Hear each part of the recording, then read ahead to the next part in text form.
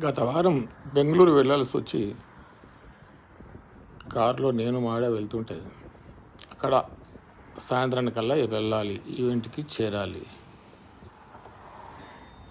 నా పటాన్ని నేను డ్రైవింగ్ చేసుకుంటూ పోతుంటే కృష్ణానది బ్రిడ్జి మీద కృష్ణానదిని చూసి మా ఆవిడకి నీళ్ళు చూడగానే పులకరించిపోతుంది. చూడాలనుకుంది.